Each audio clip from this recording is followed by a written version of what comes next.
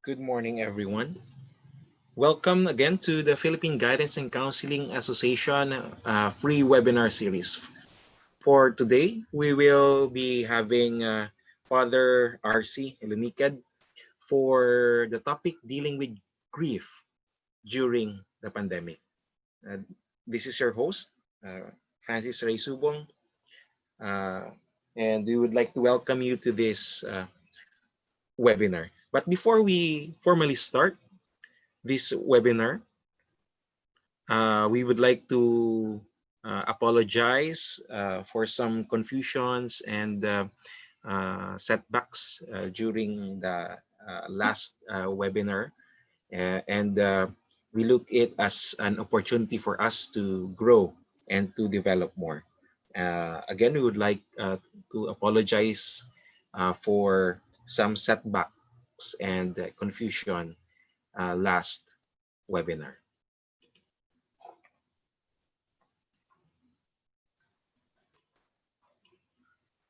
So before we start, let me present to you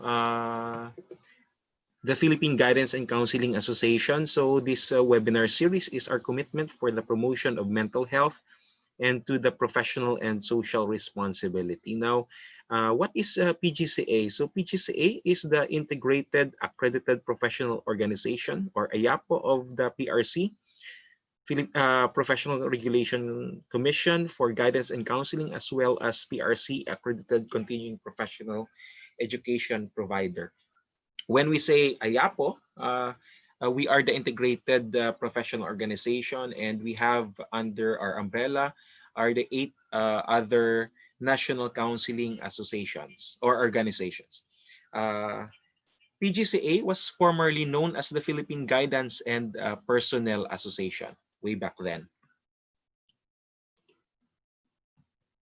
Now, the vision of the Philippine Guidance and Counseling Association is to be the premier Philippine professional organization of counselors with international recognition. And our mission, we commit to be the forefront in the development of counselors who are professional, goal-driven, committed advocates, and responsive to the needs of their clientele in the promotion of their well-being, to make them proactive contributors in the pursuit of just and humane society. So ito po yung PGCA.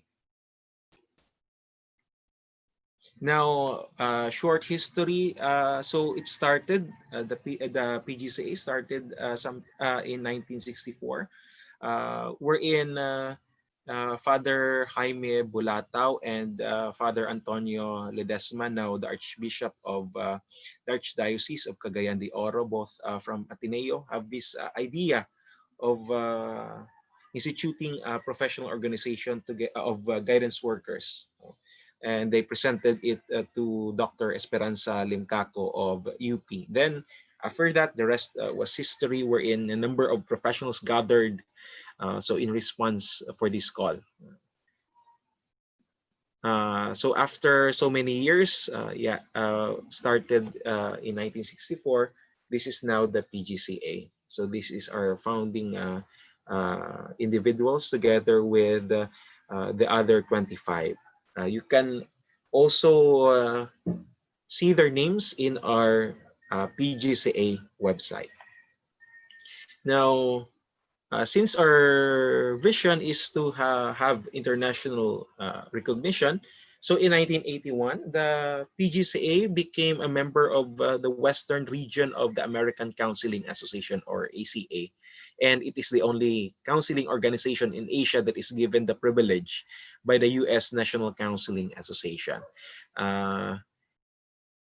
Then in 2018, the PGCA further forged partnerships with the Australian Counseling Association and with the APACs, also with the Association of Psychotherapists and Counselors Singapore. As of now, PGCA is trying to explore possibilities with other counseling associations abroad for partnerships. Then the activities of PGCA, we have our annual convention, which is usually held in May, but with the COVID pandemic, we have to cancel it. Then we have I mean, the annual convention is held in Manila. In the mid-year convention around October, we have conventions either in Luzon, Visayas, or in Mindanao. We have also continuing professional education programs or courses for our counselors. Just like before, we have counselor supervision. Then last year, we have the CBT, cognitive behavior therapy training uh, from our resource person, Brad uh, Brad Rose of the CBT from Beck Institute. Then we have also research and publication. PGCA have its research journal. Then we have also social responsibility. Uh, one of that is this series of webinars, and we have also partnerships. Uh, in time of COVID, we have an existing partnership with the National Center for Mental Health, wherein we are volunteer counselors in their hotline. We're also forging partnerships with other NGOs and government institutions. Now, this is the our board of directors, current board of directors of the Philippine Guidance and Counseling Association. You can find us also in our social media accounts, PGCA Official for Facebook, then on Twitter, PGCA Official PGCA, and in YouTube, where we are live stream now at PGCA Philippine Counselor. Okay, so before we start this webinar, I would like to ask you to join us in prayer. So in the name of the Father, and the Son, and the Holy Spirit, amen.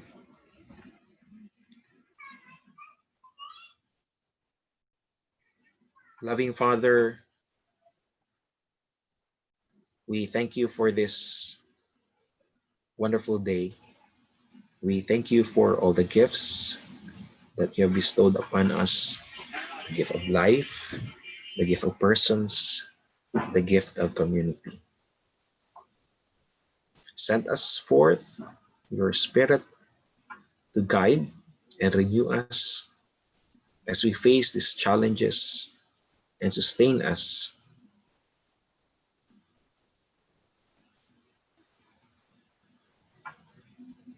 Give us more motivation to love and reach out, especially to our brethren who are lost, least, and the last. Guide us always. Keep us in your loving and protective care. We ask this through Christ our Lord. Amen. Father, the Son, the Holy Spirit. Amen.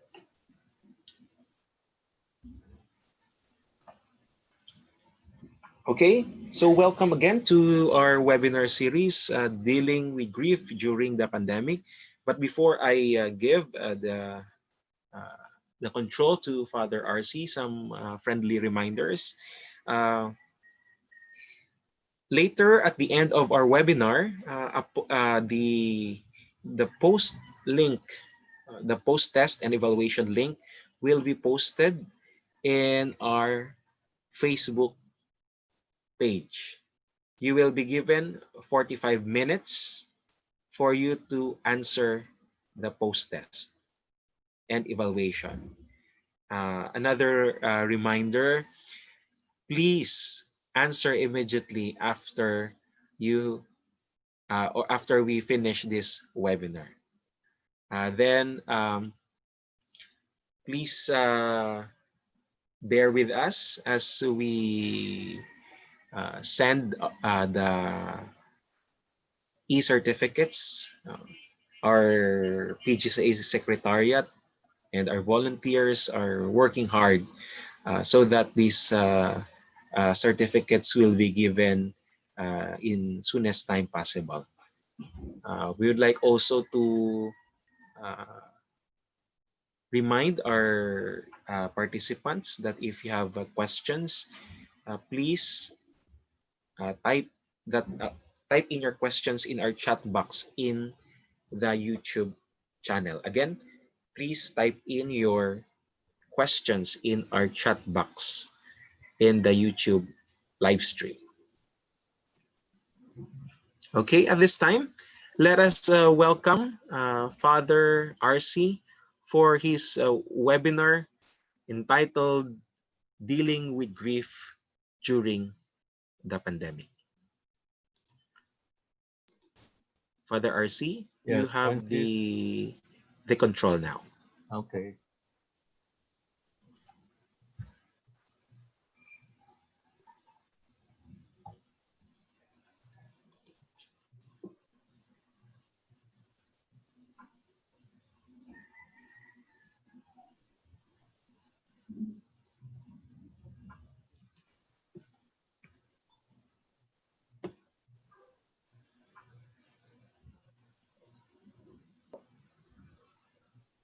Good morning, everybody.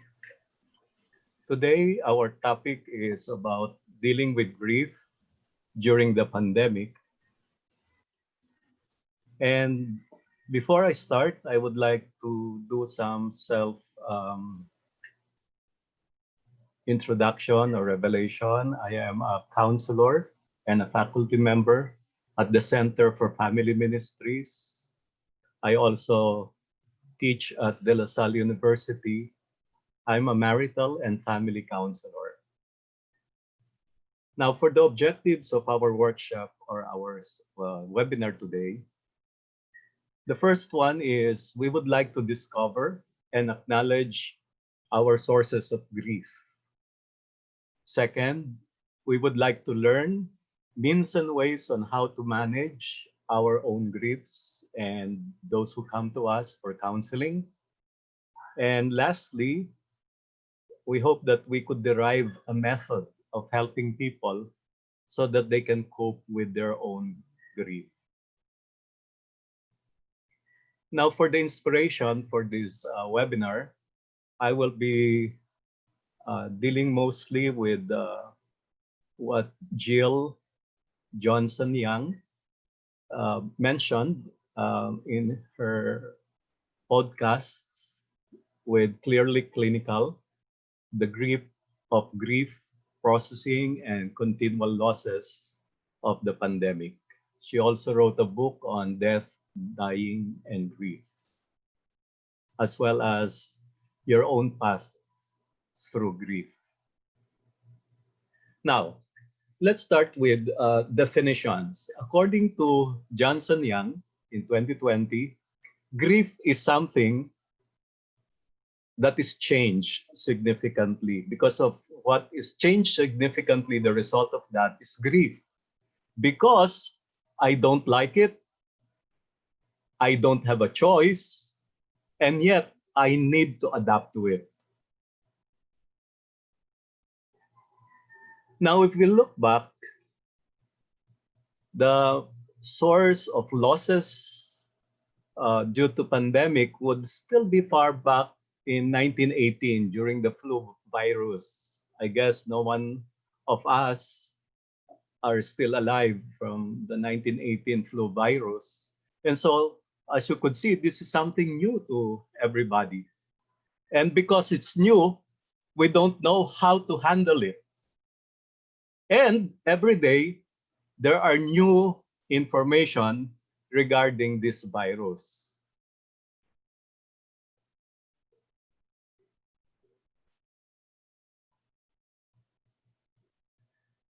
Now, what are the losses due to the pandemic? When the lockdown started, there are a lot of losses that happened to everybody. Like our students, they just realized, oh, we won't be graduating, there will be no graduation rites. And for the freshmen students, they won't get that experience of meeting the other new students. I remember usually at this time of the year in CEFAM, we would be hearing while we are giving our summer workshops in marital and family counseling, we would be hearing students preparing how to welcome the freshmen. But now, that won't be possible.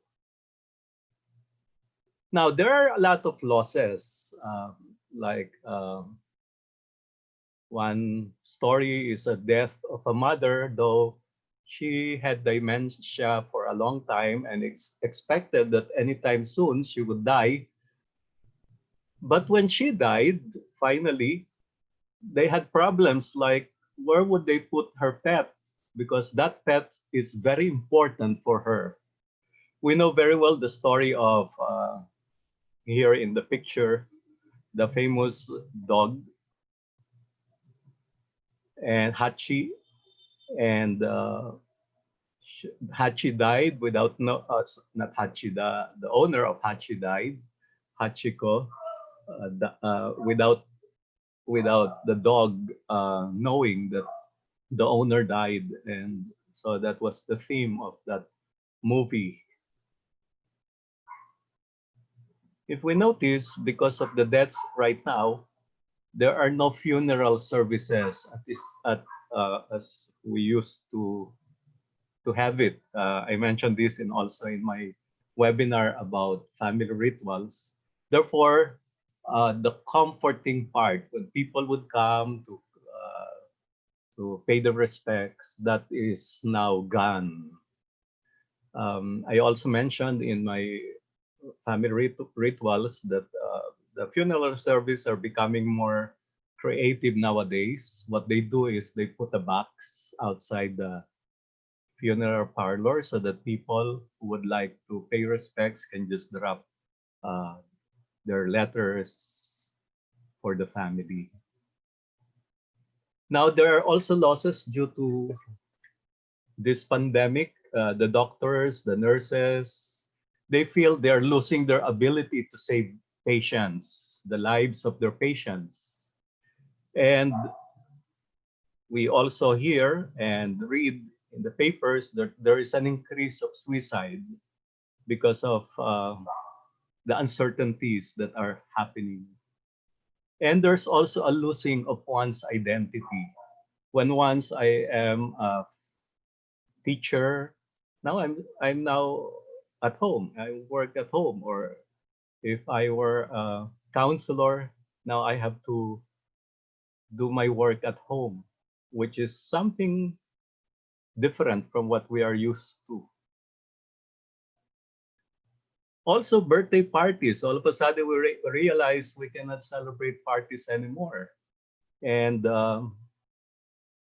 without knowing it, it might be minor as it seemed to be, but there are hurts that are created because of this. Like, for example, this in the picture, usually the 5 years old is uh, celebrated well because this is an important developmental stage in the children's lives. But now they will be missing this. Now, as counselors, we need also to name our own losses. We realize that there are so many losses that are happening in our own lives. Now, as we help clients, we also help clients so that they are able to acknowledge, recognize their losses, and not just simply adapting to it as part of the crisis. And so it's important that we help grieve for all these losses. For counselors, one of the losses that we are not able to go back to our office, at least for us here in Metro Manila. I haven't been to my office for since the pandemic happened. And for many, there's a loss of financial stability, a lot of uncertainties, what would happen next. I mentioned also in my webinar in family rituals, the weddings all of a sudden had to be moved, right? So that becomes part of the losses. And we need to acknowledge that these are part of the losses that we are going through at the moment. Now, the most famous model about grief is by, sorry, this is Kübler Ross in 1969 and 2005. She would be talking about stages of denial, anger, depression, bargaining, acceptance. However, these are not stages. These are not linear as we experience it. And in COVID, there's not much time to go through the process. And the problem here is the person is dying alone in the hospital.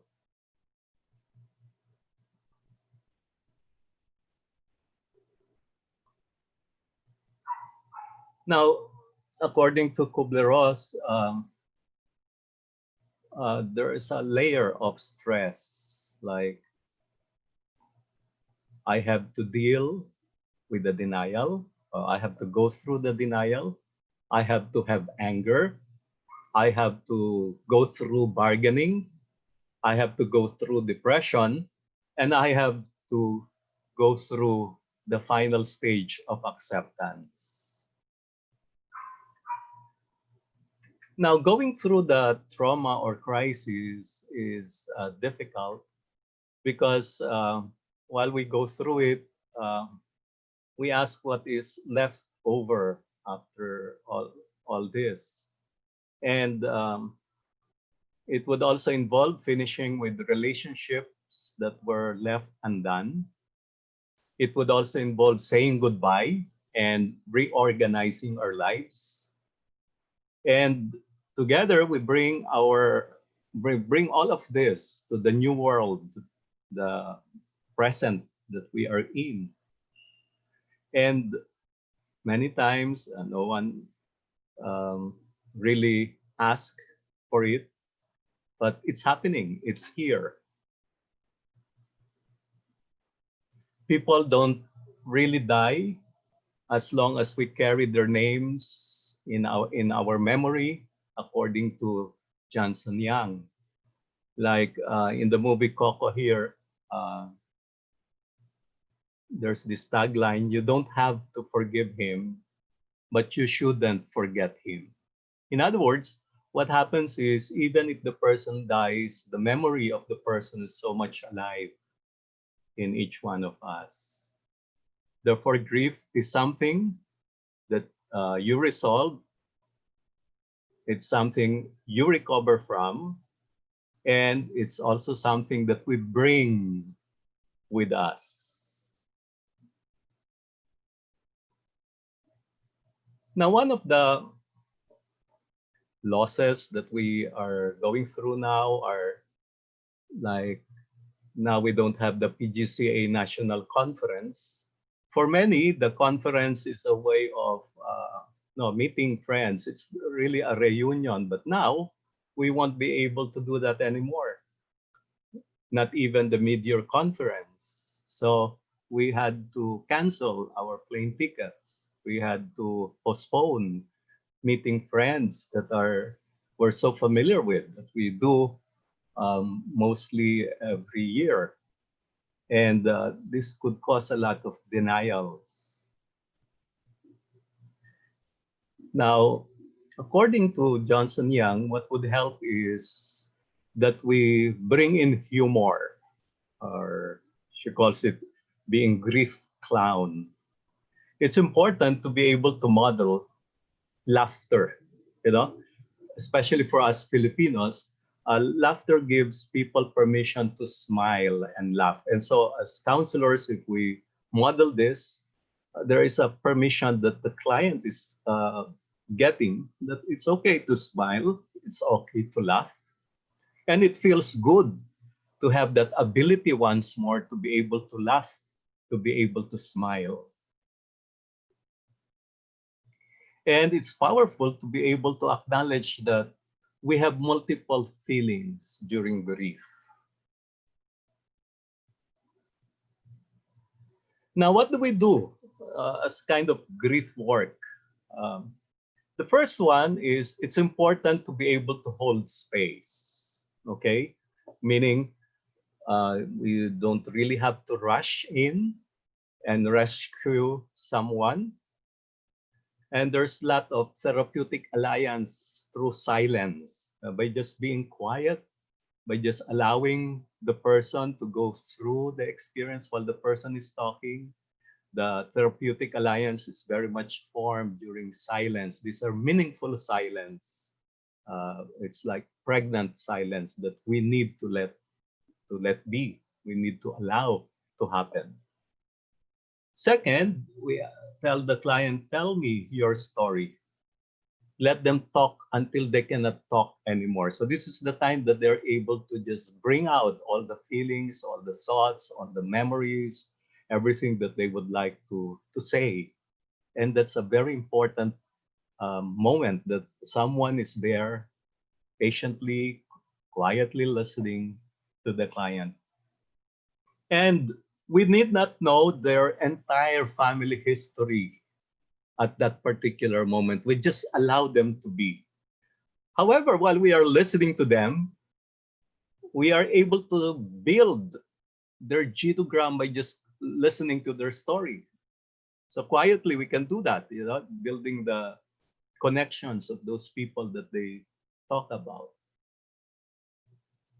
Another one that we can say is, tell me things that you've heard and that is not helpful, right? So this is a opportunity that for them to be able to also air out all those things that they heard from people around them, and they feel those comments are not necessary for them, that it's not helpful. And while we are listening as counselors, it's very important to write down the names of people who they mention, right? Take note of all those people that they mention and to give a reference to them as we continue with the counseling. It's an assurance that we indeed had listened to them. Now, what are the things that we should not say during counseling?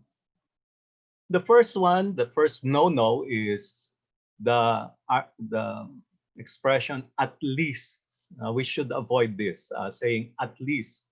At least you can marry again, or at least you can have another baby, or at least you can have another dog, or at least you can have another party. But it will never be the same again. It will be different. And so we have to avoid the word "at least." The second one is, this is not the time to bring in God at this particular moment. Like when people would say, God needed another angel, or we would hear people say, he's in a better place now. But people who would be hearing that, there will be this bubble thought, well, it's better that this person, that he or she is with me now, and that he is not sick, and that he is with me rather than being an angel up there. Another one is, do not tell children that the person will be watching over them. That's very creepy, right?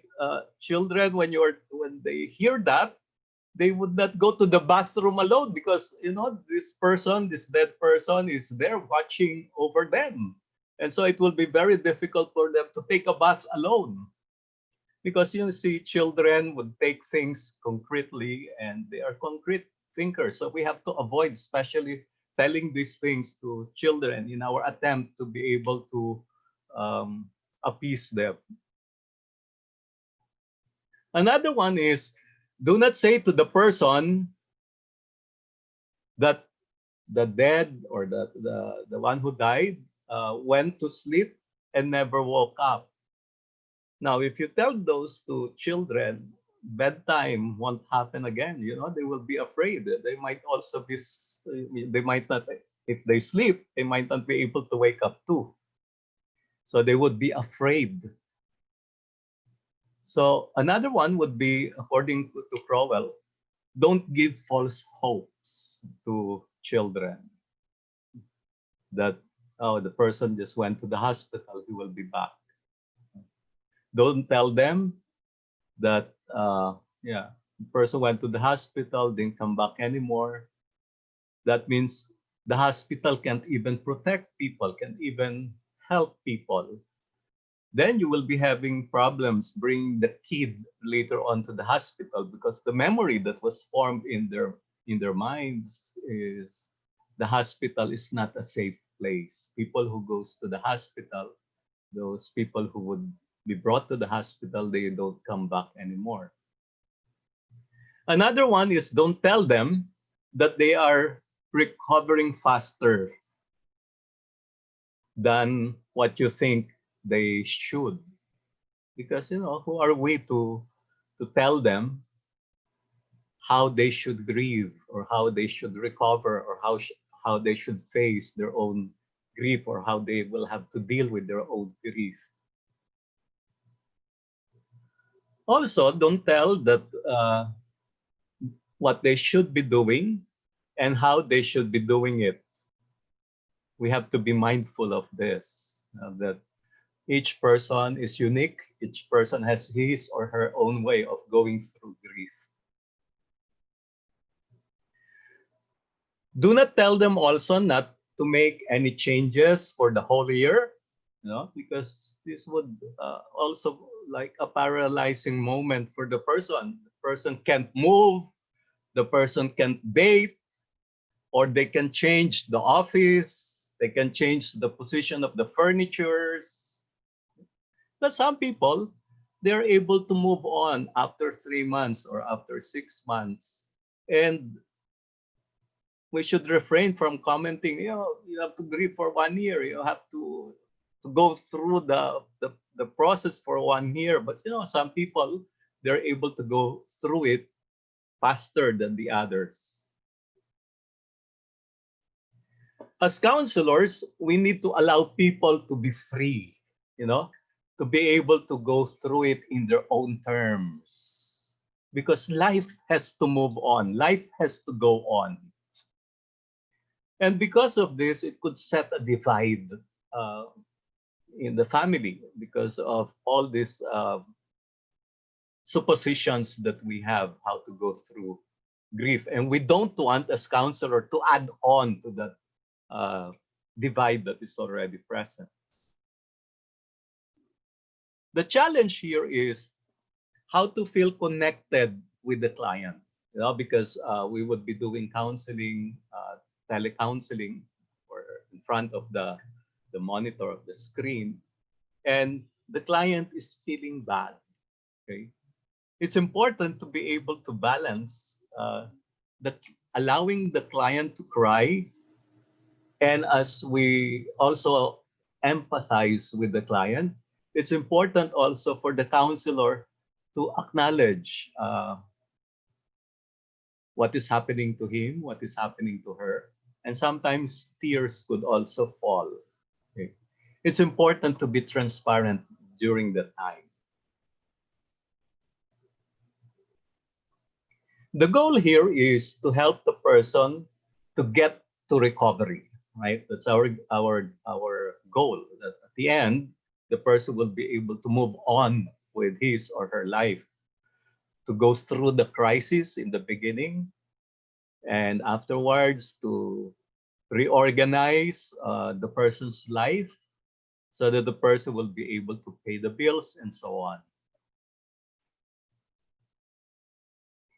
As counselors, it's very important as we are talking to them, unlike in a face-to-face counseling, we are in front of the monitor.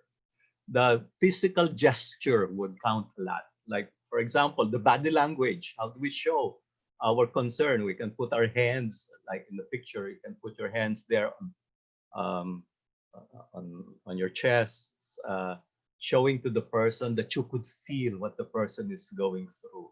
You know, unlike in the face-to-face counseling, we are able to reach out to the person, but here, our body language is even more important. That's why telecounseling is even more tiring, as we have heard from Dr. Julian last Tuesday.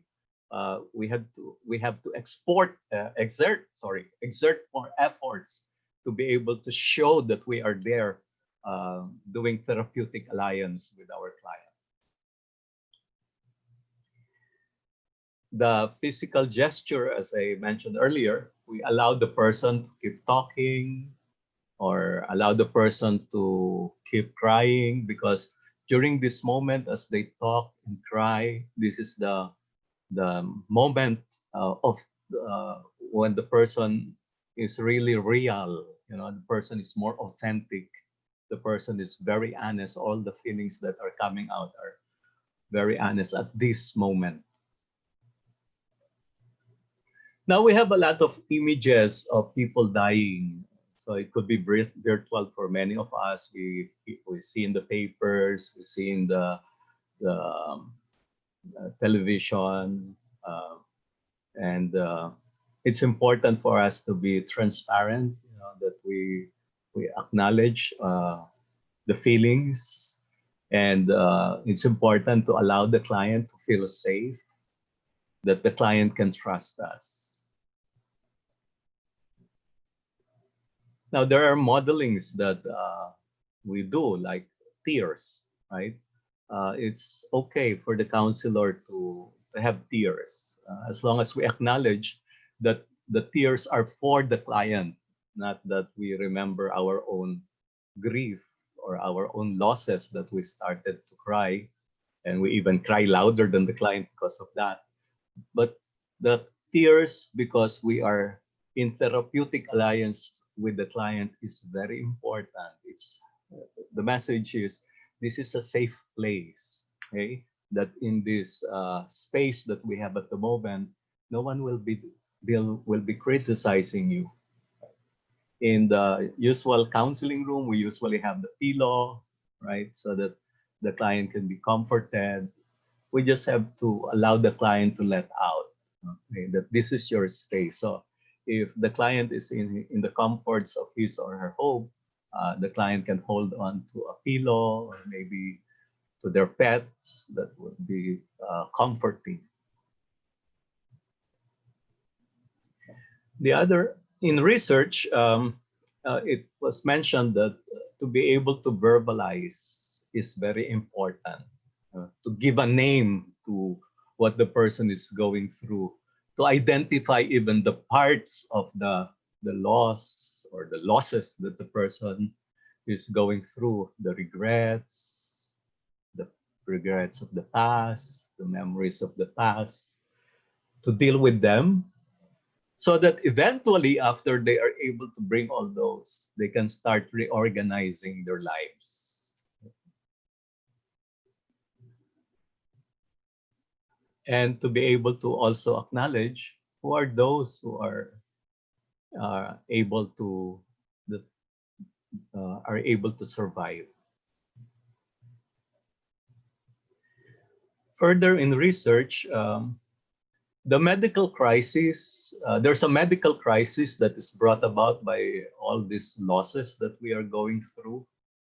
And in the middle of this emotional crisis, it would cause some inflammatory process,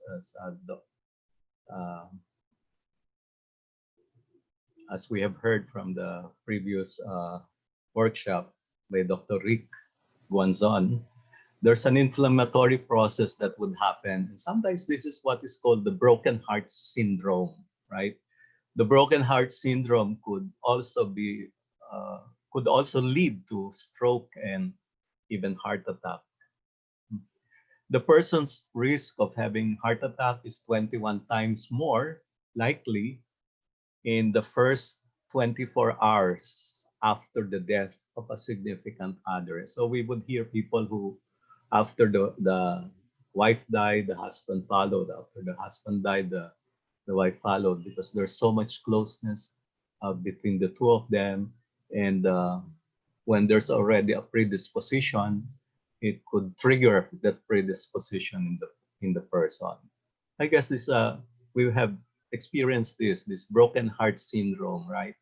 When we had to say goodbye to people that we love, or say goodbye to a loved one, say goodbye to a pet, say goodbye to our office, say goodbye to friends, and so on.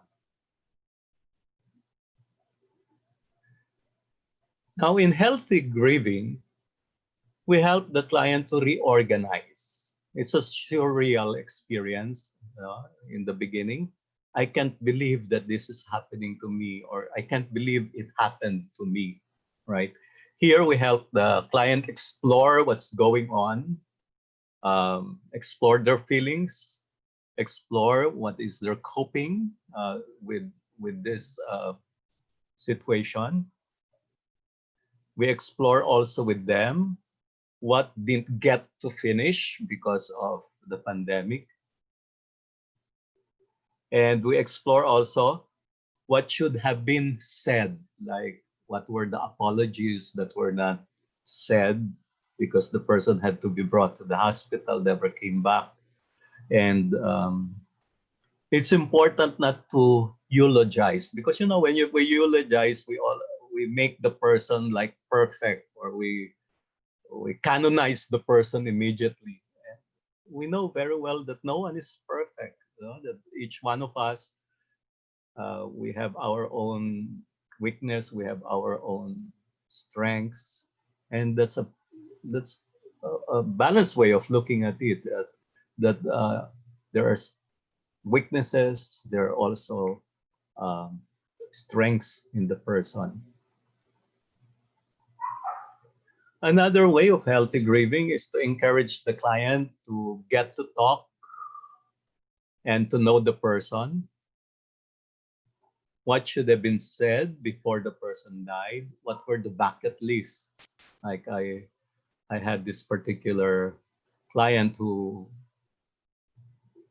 in their married life, they tried to earn a lot of money and savings, because their plan is after retirement, they will go around the world, as in they really had prepared for it. And so he retired first, and while he is already retired, what he did was to look for seminar workshops here and there while waiting for the wife to retire. But he wasn't expecting, because the retirement of the wife is soon. But before that happened, the wife started to get sick and died afterwards. And he cannot accept that, because they have great plans of traveling together. They really prepared for their retirement, but it didn't happen. So he was grieving not just of the loss of the loved one, it was also a loss of dreams of the dreams that they have put together as a couple.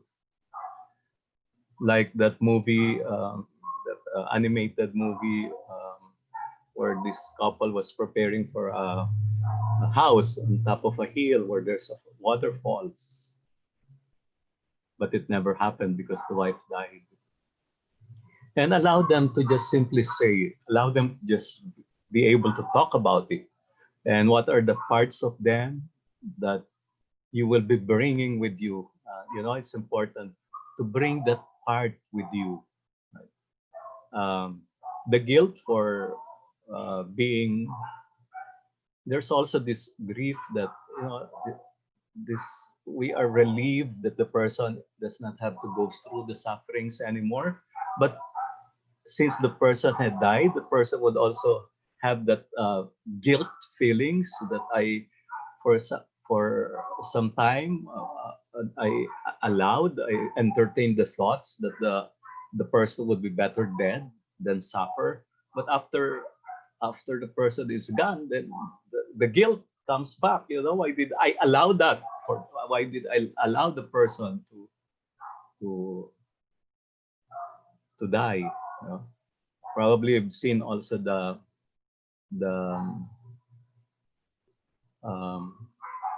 documentary, right, in by Atom Aurelio, where he was covering this family who was asking the mother to hold on to that precious life. And the difficulty is the mother is in another country, in New York, and the family is here in the Philippines.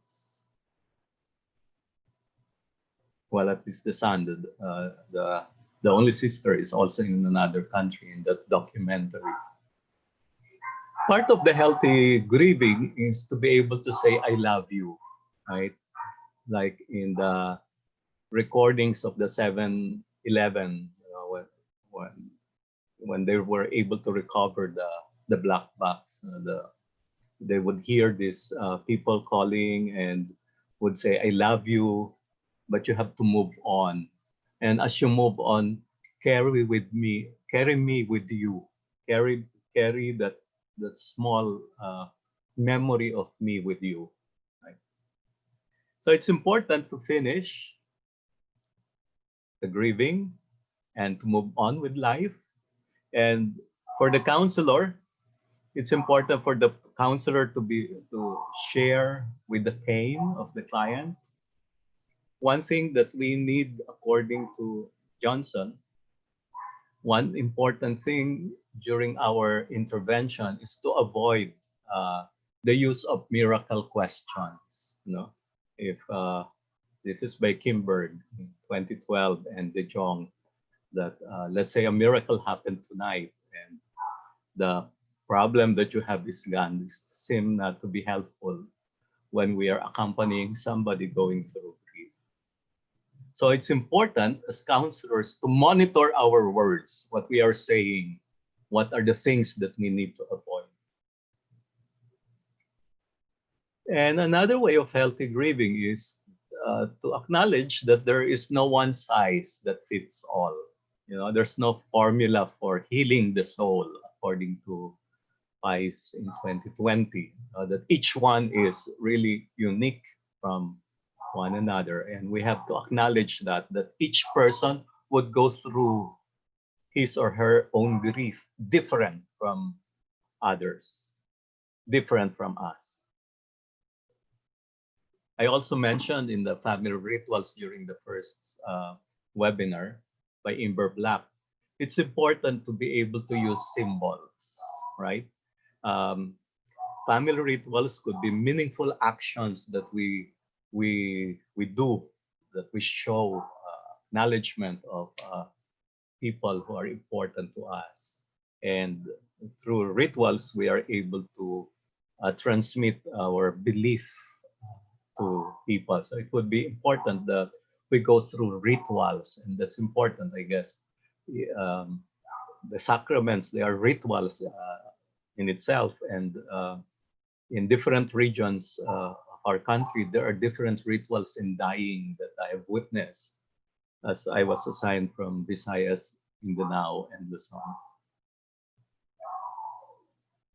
Now, another way of healthy grieving for the counselor to just tune in to our own grief, to my grief, okay?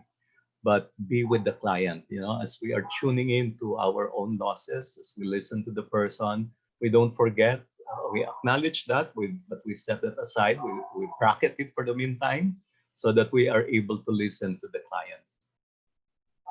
And we have to remember, it is not our job as counselors to fix, right? It's not our job to fix all those things that are happening in the client's life. We're just there accompanying the client, help the client acknowledge, help the client to be able to reorganize the client's life. And we cannot do it for them. They have to go through that process themselves. Now, from Warden in 91,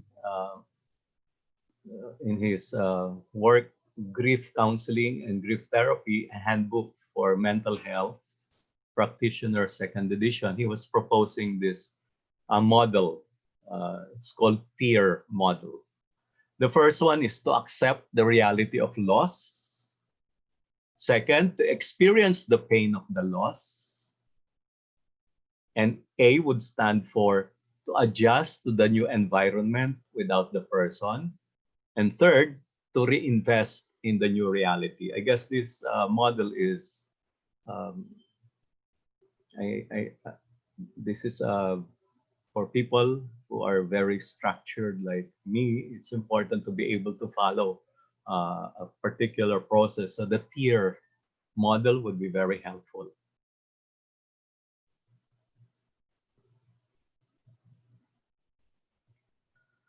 According to Anne, grief is in two parts. The first is the loss. And the second part of grief is to remake our life, the remaking of our life. Okay. So we acknowledge that there are losses that had happened, but we have to move on and to be able to go to the second part of reorganizing, remaking, that life goes on. Now, as counselors who are dealing with a lot of losses, we go through our own losses at this time. We acknowledge that there are a lot of losses during the pandemic that we also go through. And while we listen to the client who also are expressing their own losses, it's important for counselors to do self-care.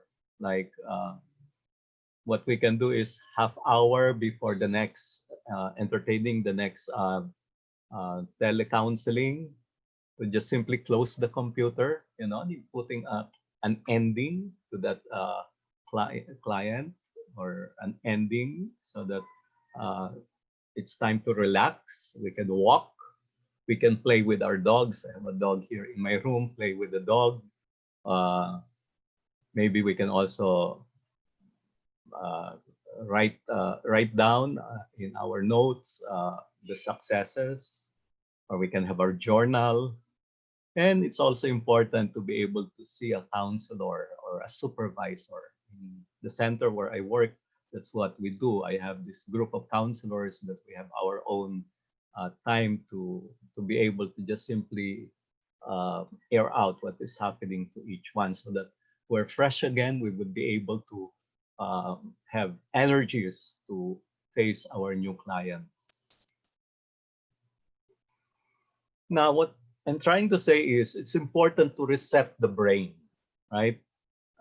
When we say resetting the brain, we let it out, okay, with the help of a counselor, a supervisor, or a group process, or a group counseling. Or it's important to have day off, right? Obviously, we cannot go out, but we can still have a day off that you can tell yourself, today I will be doing less of this. I will not be reading the papers today. I won't be checking papers today. I won't be having clients today. So it's just really day off. You put off your computer, put off your phone, and you define that as this is my day off. If it cannot be a day, then I would say this hour I put off. Like now, I put off my phone. It's a day off for my phone with people who are texting me. I'm focused now here in this webinar. And it's important to be able to plan breaks, right? If the webinar is long, it's important to have breaks in between, like in the webinar I just attended at De La Salle. It's a 3-hour webinar. So even the facilitator of the webinar would say, oh, it's already 1.5 hours. Shall we have a 5 to 10 minute break, because it's difficult as we already experienced in tele-counseling or webinar. Everybody's just seated, and like in the real life, we can move around, we can walk, we can move our bodies. But when you are in front of a monitor, it's difficult, right? Another one is listening to music. So it's important to know if we are auditory music, listening to music would be very important. For those who are intrapersonal, then centering prayer would be very important, right? Or for some, it's important to be able to journal. Right? This is also time to ask for supervision. And it's important to bear in mind that we are not a superhero. No one is a Superman. No one is a Wonder Woman, right? That we need others to talk with. Now, part of the resetting the brain is also hearing ocean sounds. It's important to be able to do that. I guess we can just simply Google it and listen to ocean sounds. For us here who are not fortunate to be living near the sea, we can still have that ocean sounds, even if it's just virtual. We can take hot baths. That's relaxing. We can have also a safe place. I have a small room, but I have divided the room in such a way that part of the room is for sleeping, this part of the room is for working, but that part of the room is for my safe place. Or here, I have my angel here with me, and this cross is a safe place for me. Okay. Another one would be a lullaby music. And, now it's easy to just simply download lullaby music that would help us sleep or relax for the meantime. And it's just simply just letting go. Right? And time off is very important, as I've been repeating it. Even if it's just a 5-minute self-care, that's good enough, right? Day off, I mentioned earlier, it's important that we also allow our clients to define what is their day off, or maybe just a time off if it cannot really be a whole day because they're with their families, or it's just simply a step away.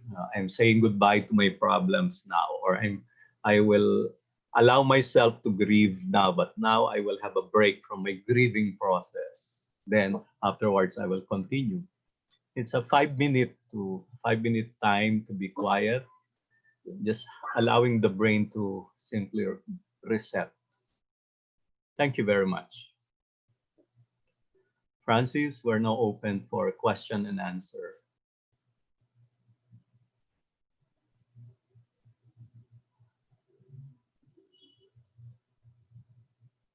Thank you so much, Father RC,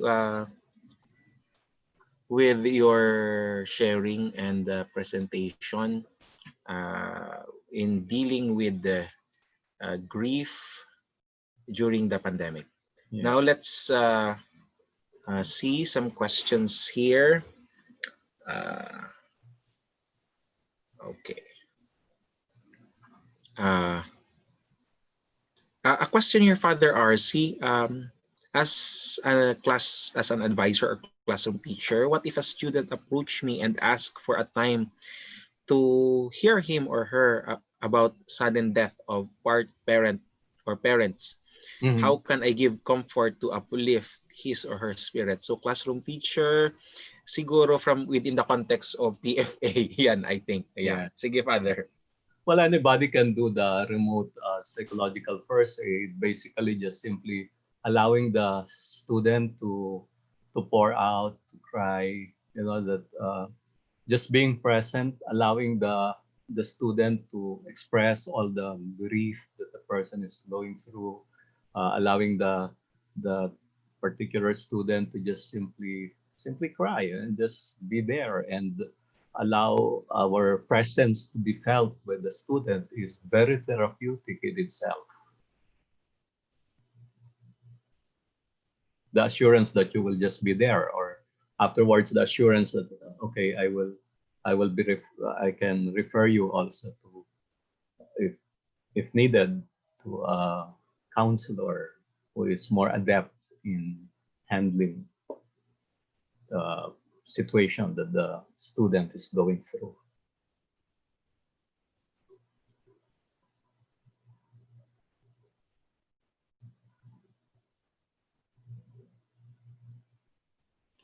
Yes, Father.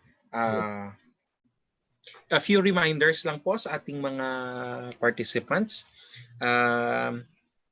together with your e-certificates, you will receive po the handout. So don't worry.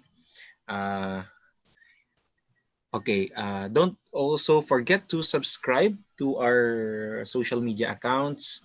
Please like and follow our Twitter, our Facebook, and of course our YouTube channel. Yes, Father, another question. Yes. Sometimes you may interject their grievances and you might feel negative emotions. How will you know if you reach the set point of your stress as you counsel people? I don't know if the one who is asking this is a counselor or a non-counselor, Well, because yeah. Go ahead, it's Father. applicable to both counselors and those who are helping another person grieve. While we are doing that, where we are helping the person grieve, it's important to acknowledge our own losses. As I said, we also have our own losses at the moment. And just to be able to acknowledge that and then bracket it for the meantime, so that we would be able to allow the other person to express their own losses. So it's important to just simply acknowledge and then bracket. When I supervise our students or counselors, I always tell them, okay, it's important to acknowledge what are your own losses. And after that, bracket it for the meantime, temporarily, as you are allowing the client to just be there.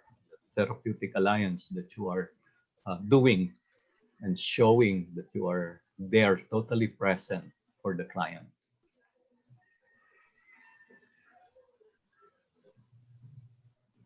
Yes, another question, Father. Siguro with the last part, this is in connection with the last part na Yes. sinasabi mo po. What if you do not know what to say to someone who is grieving? What is the best thing to do? Okay. Well, just being quiet and just allowing the client just to be there, express, just paraphrase what the client is saying. As in telecounseling, I mentioned that the gestures are very important to show to the client that you are listening, that you understand what the client is saying, and to take note of feeling words that the client is saying, like hurt or stress or um, uh, moments of um, loss. Or another one would be taking note of the persons that are mentioned by the client, right? So that the client would, it's an assurance that you are indeed listening to the client. So it's important to be able to take down notes, just like we do when we have a face-to-face counseling, more so in a telecounseling, to be able to take down notes without, uh, in a sense that we also do not forget that we need to do extra efforts to look at the camera, because our tendency is, as we have heard from Dr. Julian, our tendency is to look at the picture, at the video, but the camera is on top of the computer, wherever that is. It's important that we look at the camera to show that you are doing therapeutic alliance with the client, that you're focusing on the client, and always remember, this is different from the regular counseling that we're doing. We have to look at the camera most of the time, so that we are able to assure the client that you are there, helping, listening, and trying to be in therapeutic alliance or empathy. Father, follow up to that question. What are some good ways? Oh, Yeah. What are some good ways to console a grieving person? good ways of consoling. I mentioned about the things that we should not say, right? When the person is grieving, don't ever say at least, all right? But instead, to just be present to the person who is grieving, right? To allow the therapeutic silence to happen while the person is trying to internalize what he or she is saying, and to assure the person, I'm here. What's difficult with telecounseling is you cannot talk at the same time, otherwise it wouldn't be understood. So instead of say, aha, aha, instead of paraphrasing most of the time, we can just simply nod our head. So the nonverbals are very important, right? To assure that the person you're there. The other nonverbal that I mentioned is just putting your your hand, on your chest to show that you feel what the person is feeling, right? The gestures or the body language is really important to keep nodding and to assure that the person you're there, you're listening, that you are trying to understand. That just that, without even saying anything, the body language is very important. That we are trying to reach out to the person who is grieving uh, in front of you.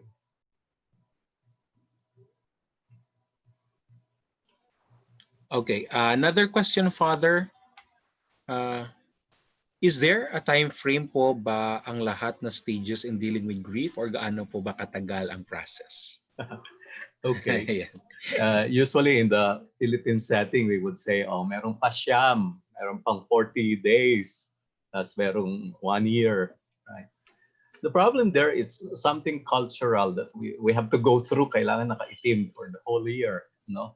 But now we have seen that, some people, they go through grief faster than the others.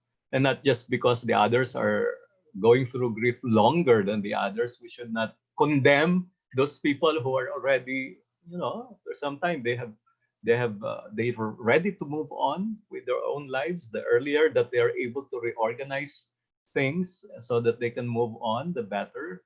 And we shouldn't be saying, oh, dapat hindi mo na ganyan kasi kailangan 1 year, It's for counselors, it's important for us to reassure the client that, yeah, it's okay, if you feel that you are ready to move on, you can now bring that part of the person in your life, because we don't really say goodbye totally. We need to bring that important memory of that person with us as we move on with life. And there's no time frame, for a person who is ready to move on. That varies from person to person. That's our uniqueness as individuals.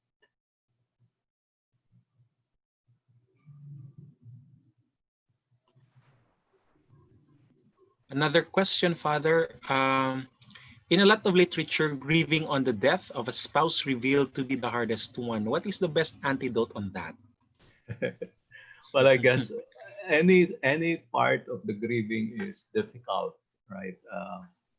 We have seen that grief actually is it's cumulative, right? Uh, we need to acknowledge the many losses that we go through, and each of the losses that we go through, if we put it in a table and we put a 0 to 10, how do you rate this? What that would still vary from person to person. For some, maybe a death of the spouse is 10. For some, the death of a child would be 10. Some death of their dog or their pet would be 10. It would vary from person to person. I guess it's important to be able to help the person rate, right? Um, which one is 10, which one is 8, which one is 6, which one is 5, right?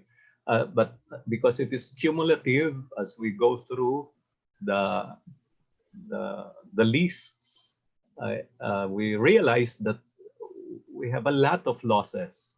But the first thing there is to just simply acknowledge. We acknowledge the losses. Like now, I lost now my ability to be able to go to my office. I lost now my ability to be able to face clients face to face. I lost my ability now to be able to go to the mall. I lost my ability to be able to do the things that I used to enjoy, going out with friends. Everything now is confined to just simply tele tele in front of a monitor, telecounseling. There's an e-celebration, like what I mentioned, that when my brother and sister-in-law are celebrating their anniversary, it was just through a video. But it's also a ritual that we can go through. We should not be limited just because of that we cannot go out. We can still celebrate together with friends through a platform similar to what we're doing now.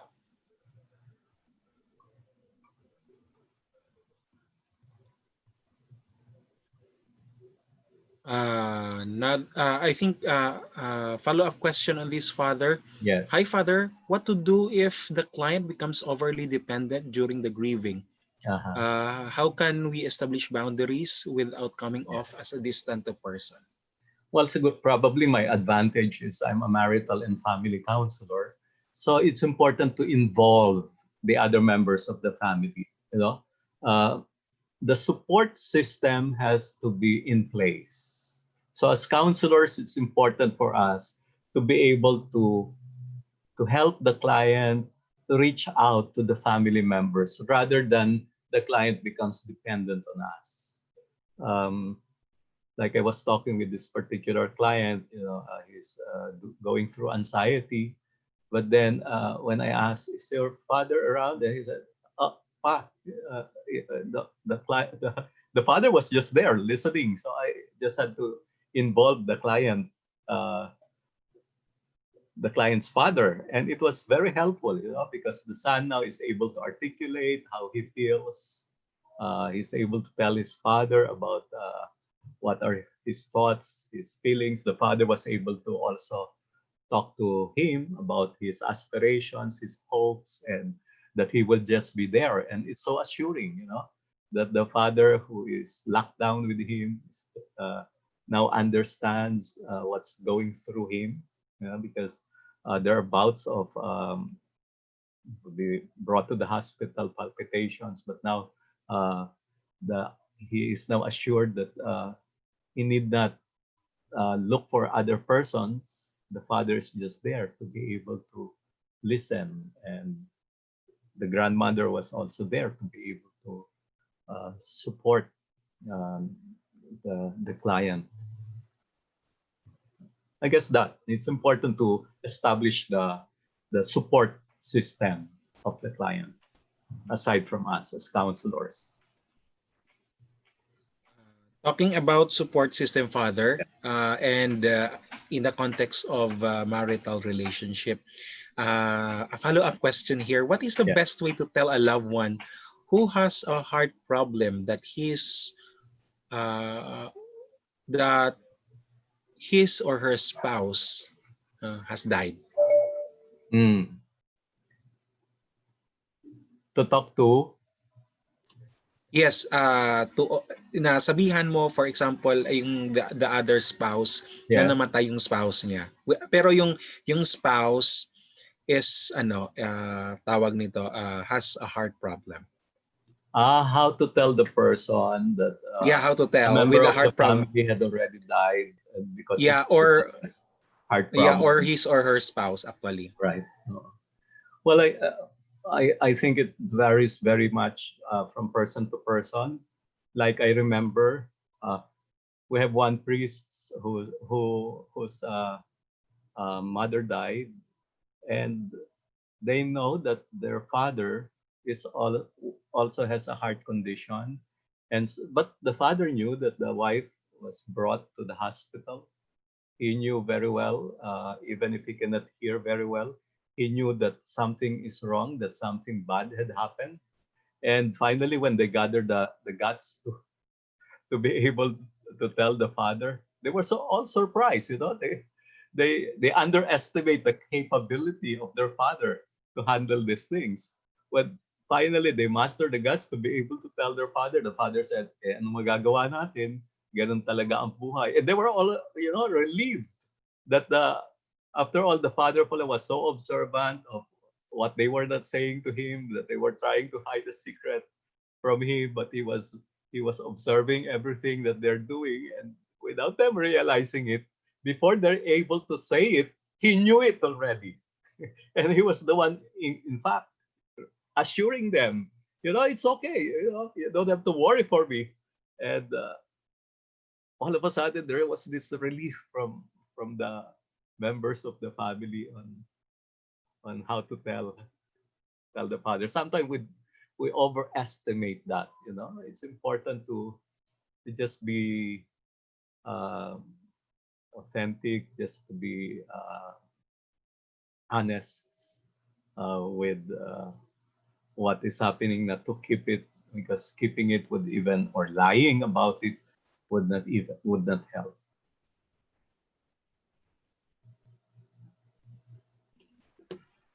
Yes, Father. Yeah. Before we proceed to the next question, again, we would like to remind our participants regarding later their post test and evaluation. You will be given only 45 minutes to answer our post test and evaluation. Okay. Now let's proceed to another question, Father. Yes. Um, how about those? Okay. Uh, how about those OFWs who Yeah. weren't able to go home po? What are some mechanisms that will help them in this time of pandemic? All right. What's good now is, with the technology, it's easier to be able to talk to a loved one. Unlike before, you have to write a letter, that you have to wait for 2 months for the letter to be able to come back. Later on, it became in a form of cassette tapes that would also take time. But now we don't have to rely on those. We have the video conferencing uh, that we can do. We can easily talk to the loved one, FaceTime, right? You see your loved one, same face to face through the monitor, um, and this is the time that we are able to talk with these family members, to be able to share with the family members how we're feeling. We are able to reach out to those family members who are in another country, and they're also able to assure the family members who are here in the country. And it's so easy. It's the rituals, the family rituals can be done together. They can, in fact, when I talk to my mother who's in the province, and she's 82 years old, I cannot go there to the province. You cannot also come to the city because of obvious reasons. But we that it did hamper us from talking with one another through video conferencing, through phone calls, and we would tell stories, as if I am just there, or she's just here. We would um, talk about while I'm working, while she's watching the TV. She would say, "This is what she's watching," as if I'm just there next to her, and that she's just here with me while I'm working. And she would say, what are you doing now? Anong ginagawa mo?" And I would tell her, I'm just checking papers. And she would say, and we continue with the story as if magkasama lang kami. That creativity, that rituals that we used to do together, the now, because of technology, the space and the time would permit it now, that as if the loved one is just next to you, and um, while you talk with one another using the gadgets, we feel that the person is not far away, that we are able to minimize that limitation of space.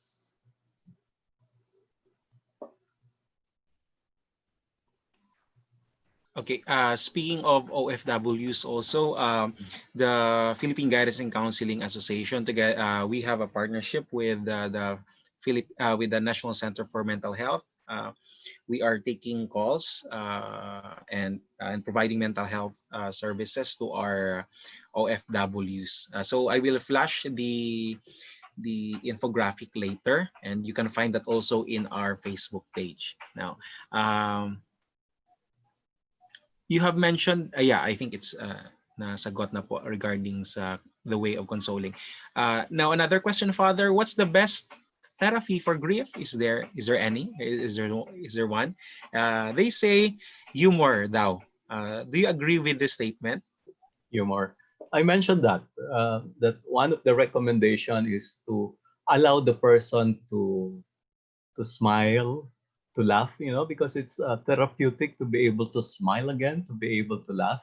And sometimes it's the counselor that has to model it, that without us telling the client, by modeling that we can smile with the client or laugh with the client, we are modeling that it's okay, because uh, part of the accepting the loss or part of going through the grief is to be able to smile again, to be able to laugh again, because it's part of life that we need to laugh, we need to smile, especially for us Filipinos. It's important for us to be able to smile and laugh again. And that's in itself very therapeutic. So the humor therapy, humor yoga is very therapeutic in itself, and we should not be deprived of that just because someone moves on to another life. But life goes on, for those who are left behind. It's important for us to be able to smile again and laugh again, welcome the world with with a smile. Okay, so smile. Thank you for that, Father. Another question: what advice can you give to a counselor who also lost someone while counseling a client? Okay. Now, as I mentioned, there is an aspect in our work that is called supervision. So while we are going through our loss, sometimes if the loss is too much, we just have to refer certain clients who are also going through a loss. Maybe that particular moment you might not be able to entertain um, clients who are also going through losses. And it's important for the time. Part of the self-care is to be able to talk to another counselor, right? Or establish your support system so that you are able to just feel that there are people there supporting. There are people there listening. There are people there who are also um, aware of what you're going through. Yeah, that part of that self care is to be able to also take care of our own selves. It's important to know. Well, we have the multiple intelligences of uh, Gardner. If one is kinesthetic, then part of that self care is to be able to do maybe dancing or body movements. If one is musical, just listen to music. If one is intrapersonal, then the person can just do quieting down or centering prayer or mindfulness. If the person is existential, then just maybe write about meaning of life. You know, and so on. It's important basically to be able to know thyself, right? What what am I knowing myself? What am I be? What's the best way that I can deal with my own grief, with my own losses before we move on to helping other people?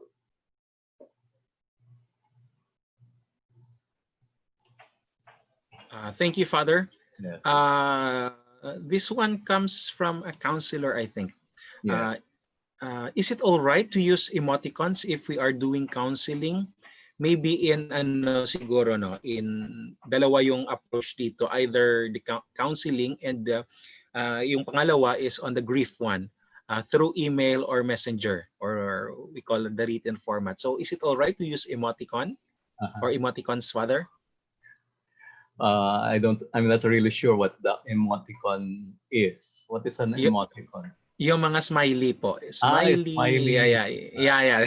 Smile, Okay, sorry. that's Okay. not here. We have the reactions here in Zoom, like this. This is an Yes, wa. Yes, wa. emoticon. Yeah, yeah, yeah, yeah. I guess that is also a way of communicating to the client if we have an emoticon, that you're just there, that you understand what the person is saying. As I mentioned in telecounseling, you cannot do so much paraphrasing, because when you paraphrase, if you talk at the same time with the client, or you do your intervention together with the client, unlike in the face-to-face, certain words becomes gamble gram. We can really understand well what when we talk at the same time. So emoticons would definitely help. Putting this or putting this emoticon would be very helpful.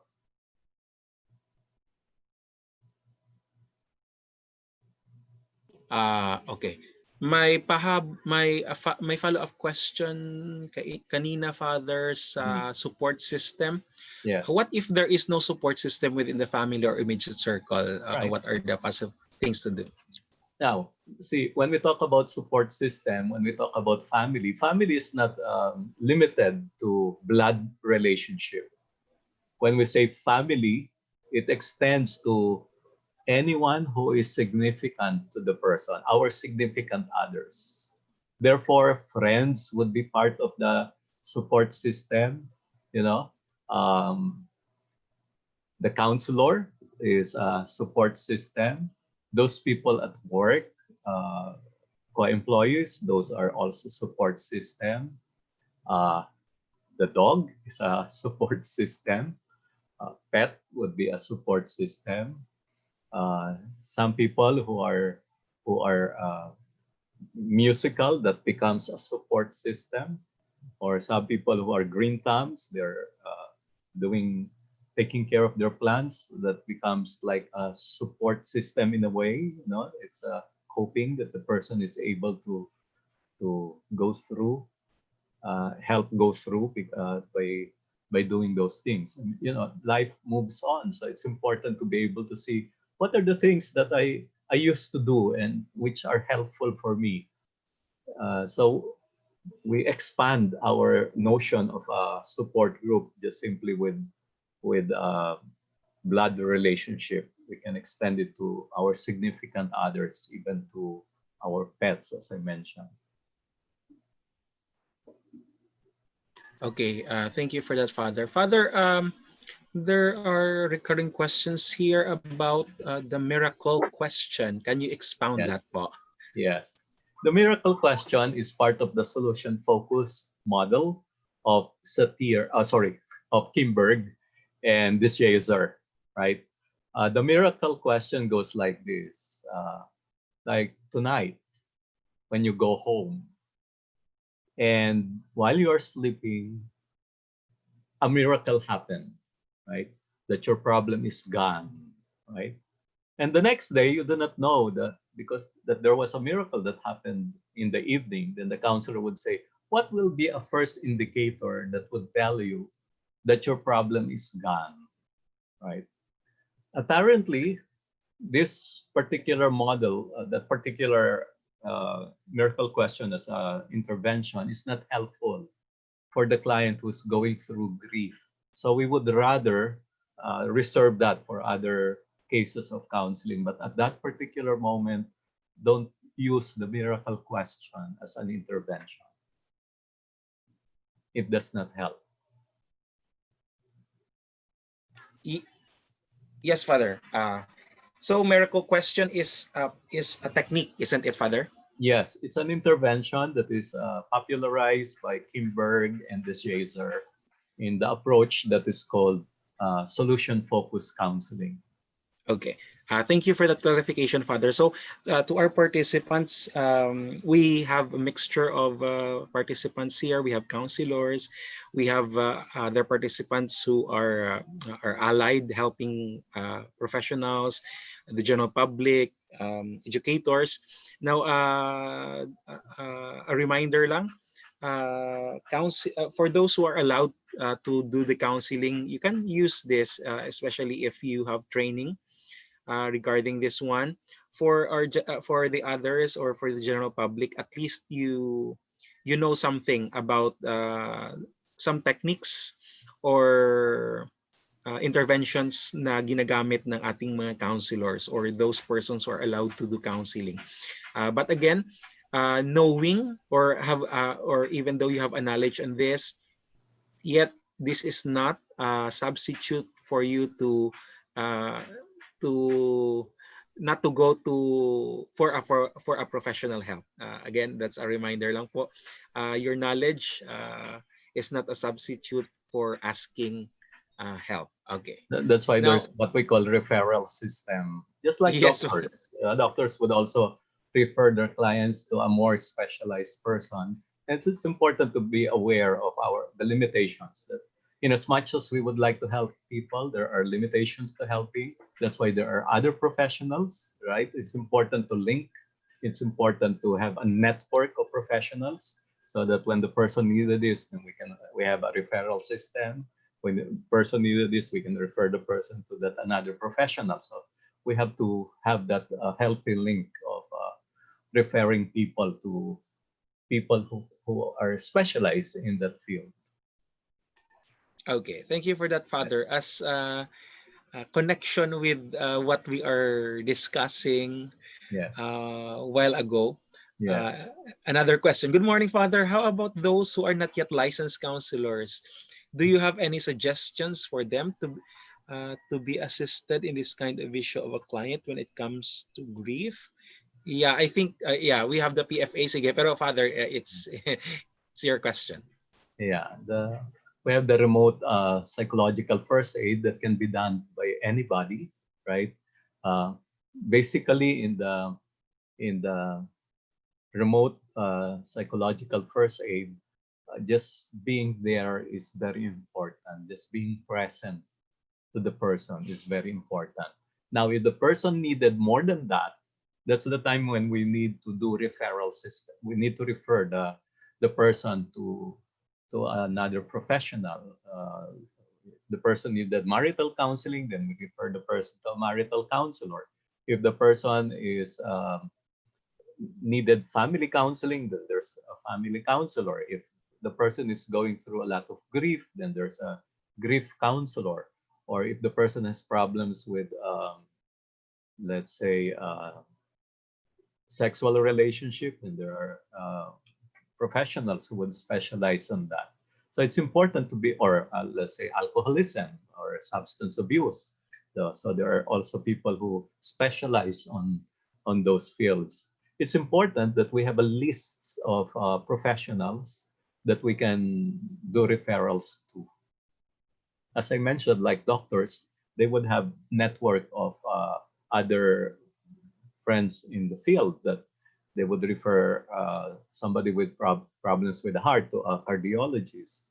Somebody who has problems with internal organs, then there's an internist. Or those problems with with sex, then they would refer to a urologist or to a gynecologist.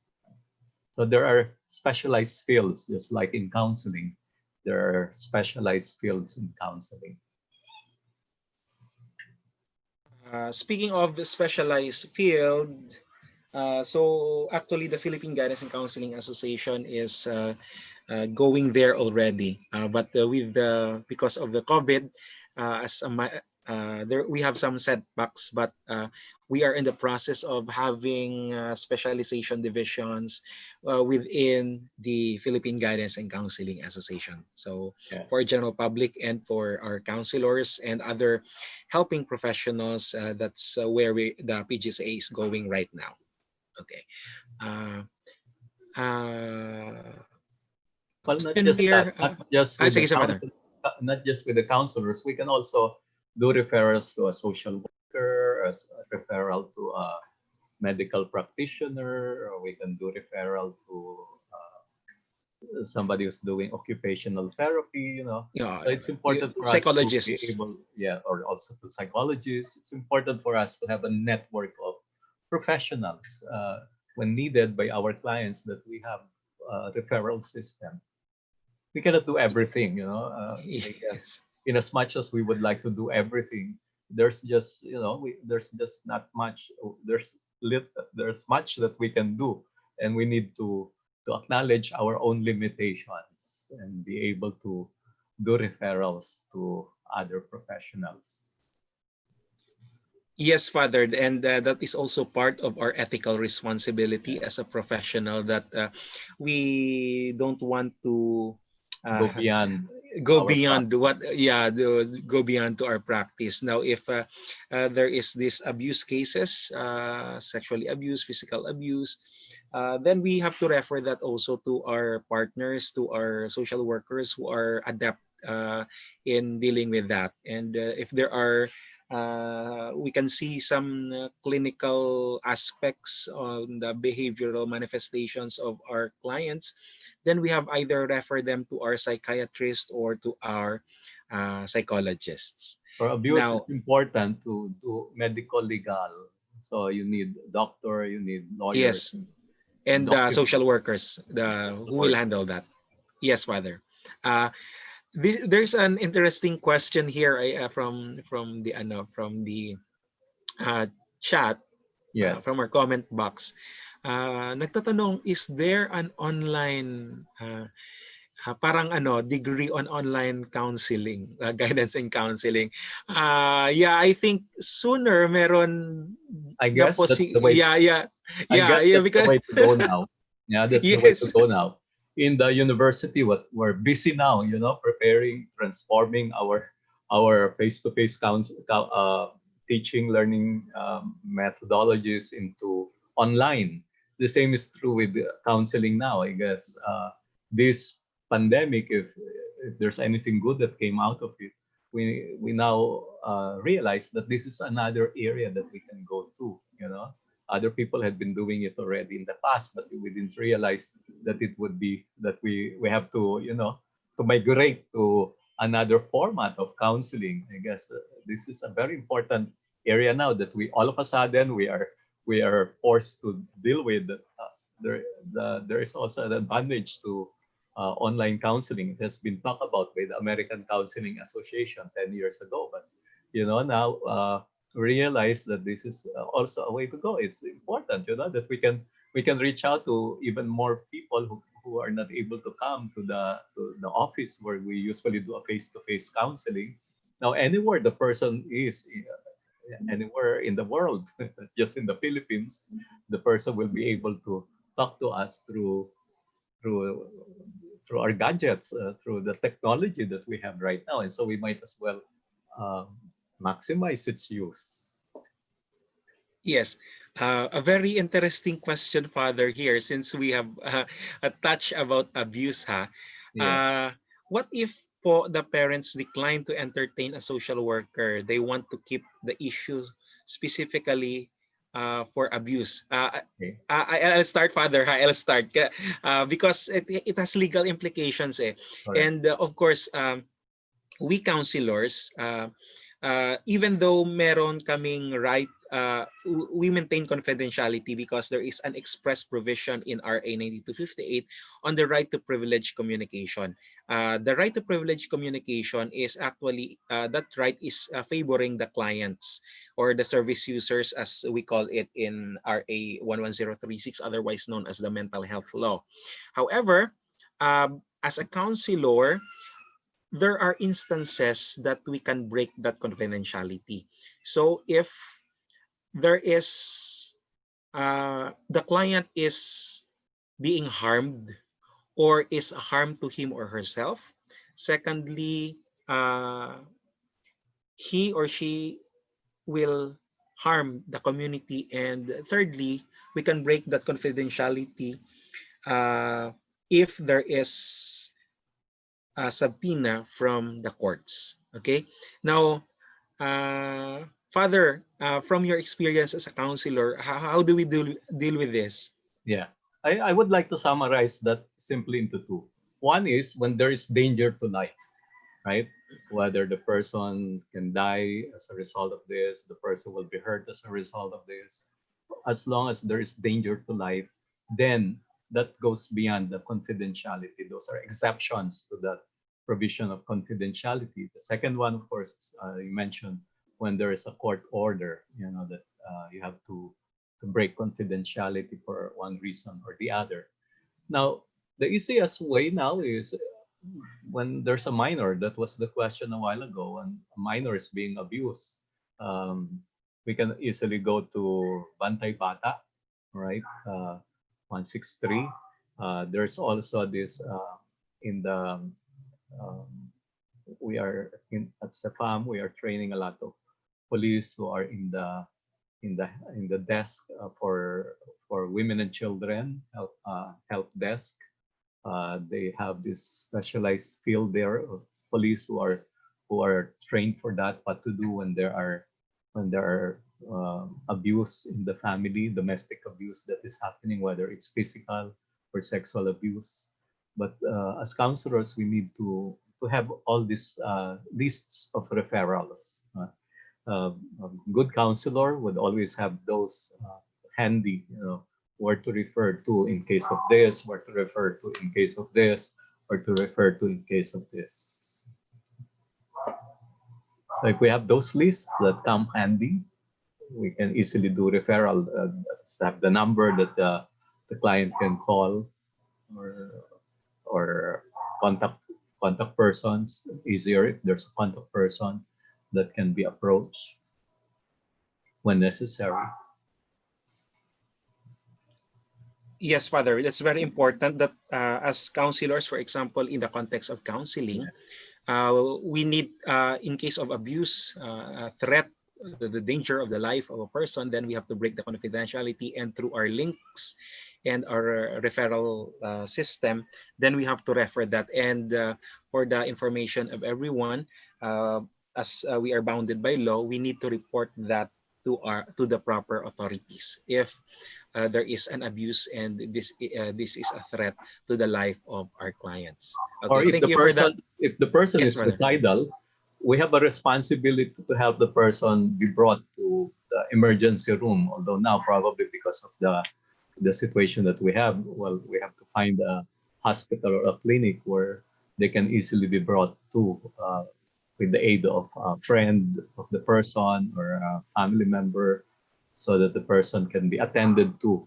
The 24-hour suicide watch is very important. And as counselors, we cannot do that. So we need to tap the members of the family. If there are no members of the family, as I mentioned, those friends or contact persons of this person. But the easiest way is to bring the person to the emergency room where there are trained people who will be there, to make sure that this person is attended to immediately. Thank you for that, Father. Now, another question. Let me see. What is the ideal frame for a counseling session for grief, and how do we close a session?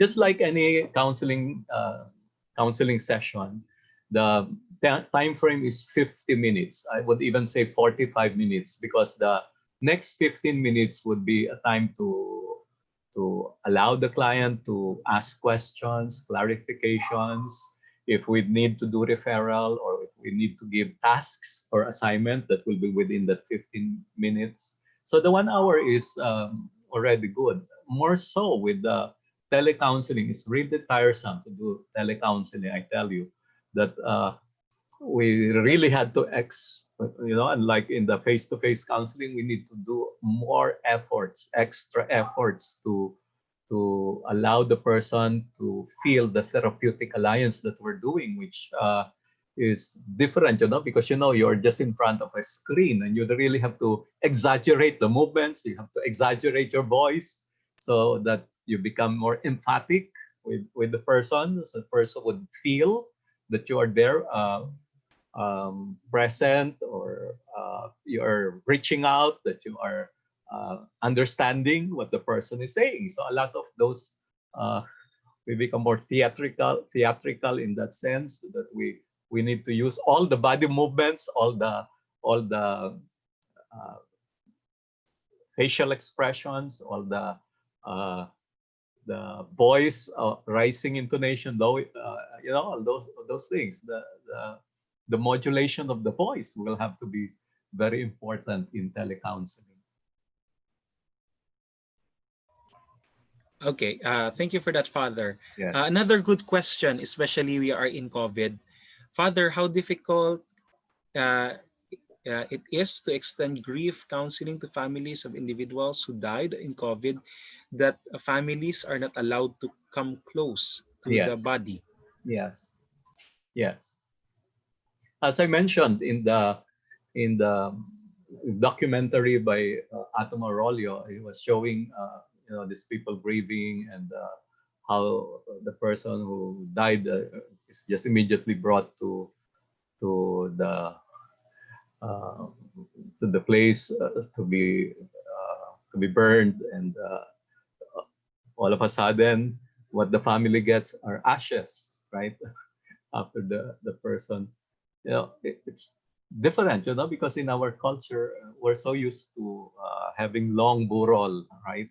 Now the burol is gone. Before, we even have online burols, that even the online burol is not possible anymore. It's the faster that the person is, especially if there's a uh, um, diagnosis of COVID, the faster that the person is is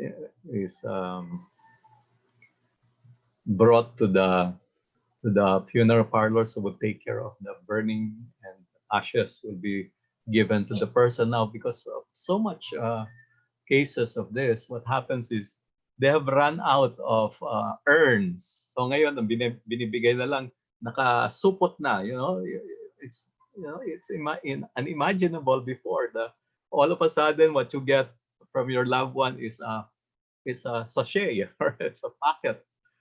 Doon na lang nakalagay ngayon yung body of the person. But what can we do? I mean, that's the new normal now.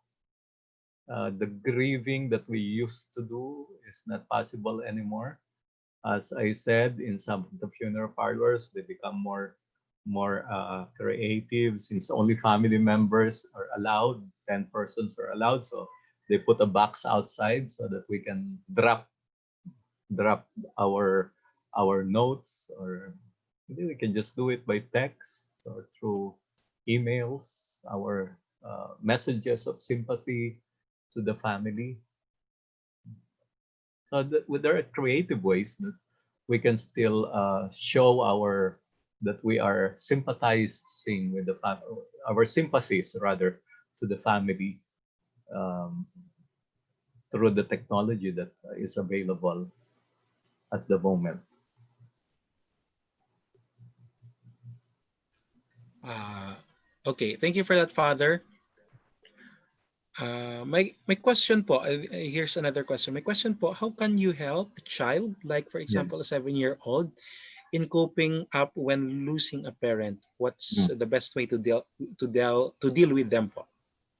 Just like how we would deal with any other person, just to allow the person to talk when the person wants to talk, just to be there and to assure the person, I will be here, I will be listening. And for family members, as I mentioned in family rituals, it's important for the parents to also allow the child to know that how they are feeling, so that the child is assured, I am not after all pala unusual. This is a feeling that is shared by my parents. So when the parents start to share about how they feel, that gives signal to the child that it's okay, to share how you feel. Right? In family counseling, it's important.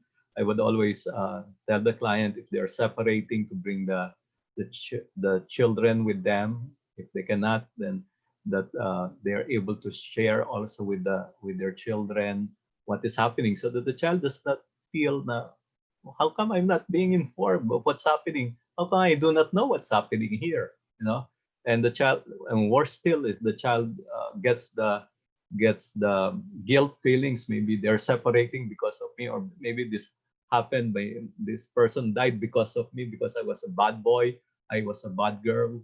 You know, that they are assured that, you know, it's not you, that it's um, it's part of what we're going through at the moment, this pandemic that we're going through, that they shouldn't be blaming themselves that they were bad boys or bad girls. That's why the person died.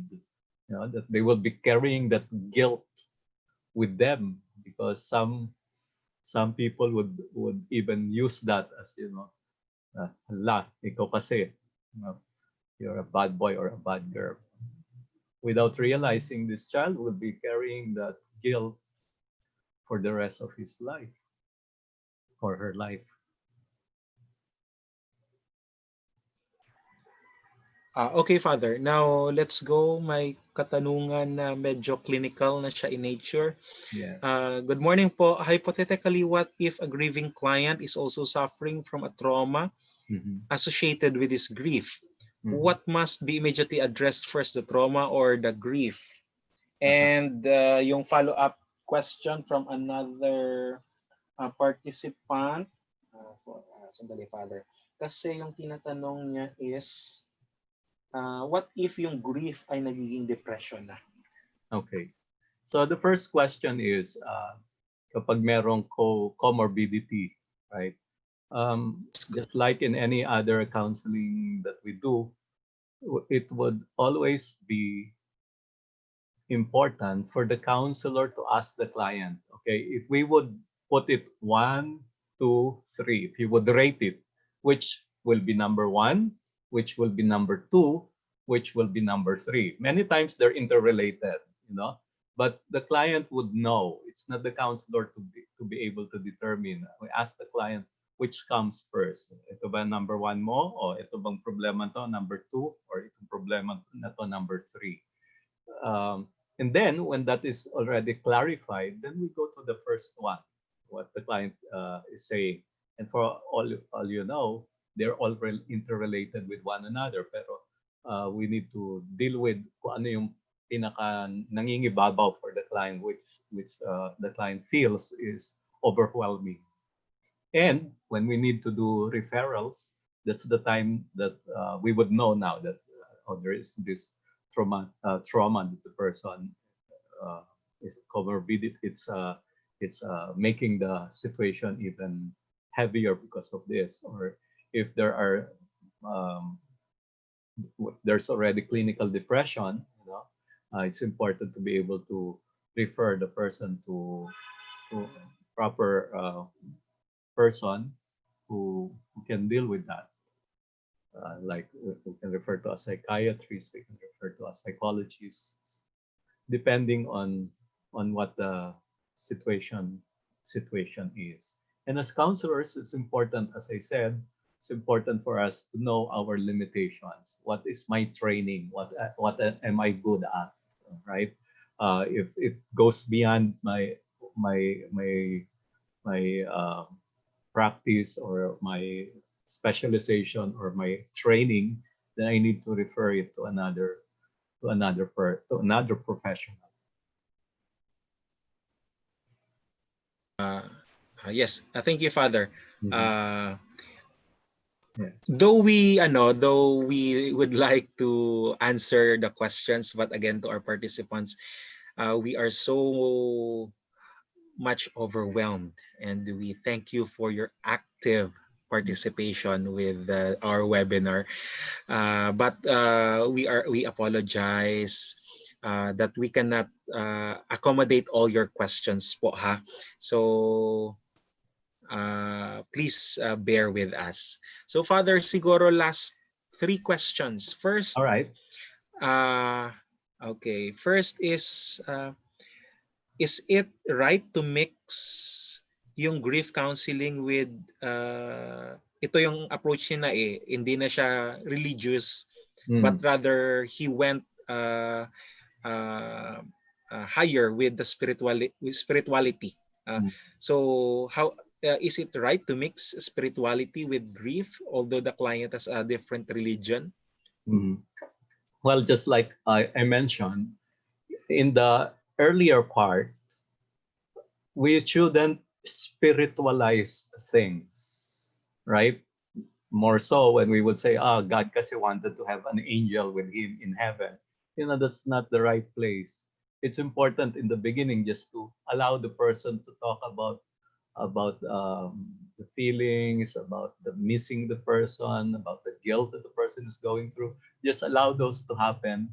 And later on, when the person is already in the process of reintegration, moving on, that's when the spiritual component would help, right? To be able to help the person know that what are the spiritual resources that the person has, and that we can tap those resources that the person has at the moment, or the family have, and then we can use those spiritual resources that they have to enhance the moving forward, to so the person will be able to have more foundation in the process of uh,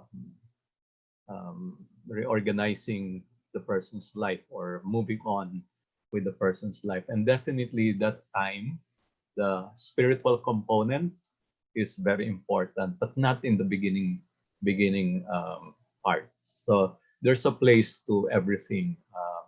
The spiritual component would be very helpful, definitely, when the person is already in the moving on.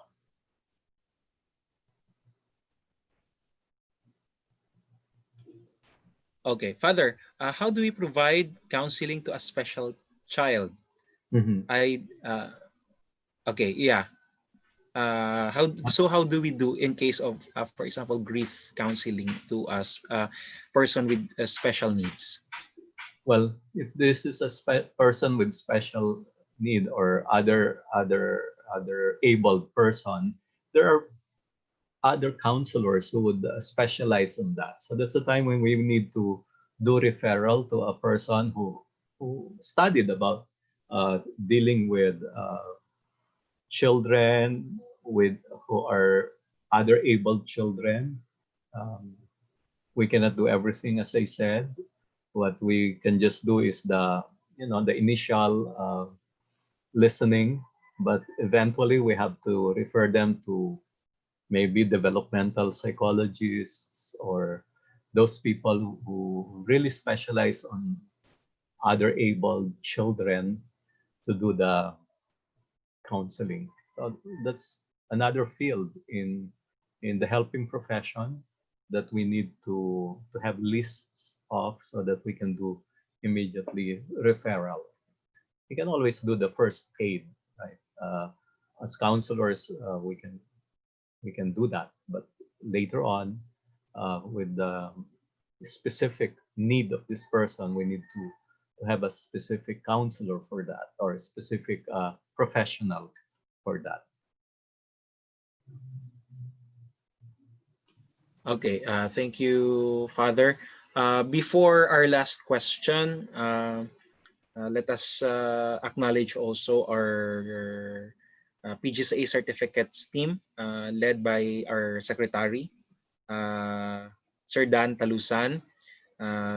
He's joined sa team po ni Ma'am MC Garcia, yung ating assistant secretary. Then our PGCA secretariat, Miss Juvie Andelion, Mr. Vince Asarcon, and of course Miss Justin Joyce Bual. Thank you very much for your efficient and very efficient na system sa ating paggawa ng certificate and other registration concerns. And there are other volunteers that are helping them out. Yes, sa ating din po na na mga layout artists and other volunteers from POP, Peer Organization of the Philippines, and other volunteers po. Thank you Might so not be much. we might not be able to tell all their names, but you know who you are, and we Yeah, acknowledge the great help that you're doing for our Yes. organization. Thank you so much for that, everyone. Here's a comment. Oh, uh, nawala siya. But yung ano, yung katanungan niya or ang comment niya, Father, is the experience na rinirefer niya yung kanyang uh, ka, ito. Most times we find ourselves at a loss when it comes to referring cases to the right Correct. professionals. Yeah. Moreover, most public school students don't intend to pay for counseling services. Yes. Yeah, sige, Father, mauna ka. I'll do the rejoinder on that comment po. Actually, that's a real situation that we are faced with. I've been assigned Visayas, Mindanao, and the referral system is really not that easy. So when I'm new in the place, what I do is I do environmental scanning. Saan ba yung hospitals? Sino ba yung mga doctors? Ano ba yung mga specializations? May psychologist ba dito? Sa parish, meron bang mga parish workers who has some specialization, like if the client cannot afford, baka merong pro bono, right? So just to have a environmental scan of the place is very important when you're new, so that you know who to refer to, and it's important probably also to visit them to know that you are there, that if needed you will be referring to them. So that's the first thing that we have to do. But in many places, konti lang talaga yung professionals that are available. But even with the konti, kahit konti lang, we can still maximize the professionals that are available in the place. And many times for priests, siya lang talaga yung merong extra training ng counseling, and there are no other people that he can refer to. But it's important to be able to train. So when I was new in the Archdiocese of Cebu, what I did was to train for the parishes, right? So we have this counseling group that I started to train for the different parishes, so that people who cannot really afford to go to paid counselor, they have someone to talk to, at least initial, right? Pastoral counselors that they can talk to. In fact, we already celebrated our 27th year dun sa that particular group that we have started way back 27 years ago. This is supposed to be their 28th year now, but even the conference had to be canceled because of obvious reason, the pandemic. They are all looking forward to that, because it's the time that we are able to assist them and help them do additional information, additional training, so that they can become better in their in the places that they are working in. And I appreciate very much these people, because they're the ones who really are at the forefront, in the parish. They're the persons that they can be approached immediately by people who cannot really afford to go for professional help. Yes, Father. Yeah, that is the real situation in the field right now, Yes. since parang we still have a stigma on mental health. Yeah. Then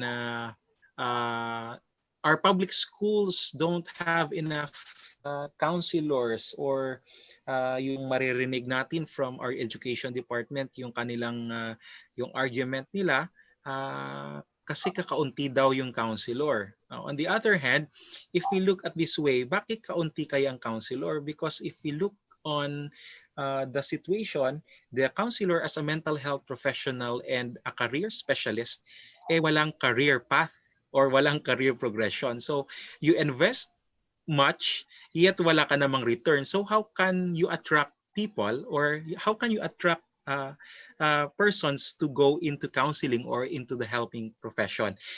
So those kinds of things, we will deal with that maybe on June 23 on my webinar, Becoming Relevant Issues and Challenges of the Guidance Counselor. So you can follow on that situations.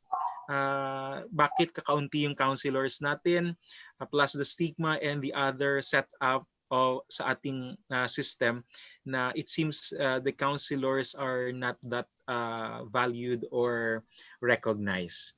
But we do appreciate the comments and the suggestions from our stakeholders and partners. That's right. Before That's we, the advocacy now of the Philippine Guidance and Counseling to raise the level of our counselors and to really acknowledge, not just acknowledge, but financially also, so that there's a career path for counseling for our counselors. And that's a very important advocacy. Yes, that is why we have this one hashtag, one big fight for counselors. Yes, Father, before we end, we would like also to thank yung ating mga graphic artists. These are from the Far Eastern University peers. Ito po yung mga peer facilitators natin from the Far Eastern University. Yes. Thank you very much for they're that. working overnight, morning, 24/7 to be able to Yes. deliver the certificates. Yes po, yes po. Certificates. Then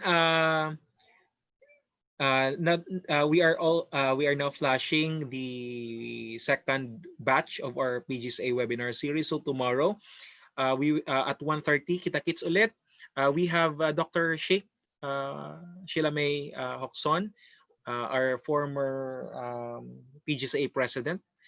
So the link will be posted later at 2 p.m.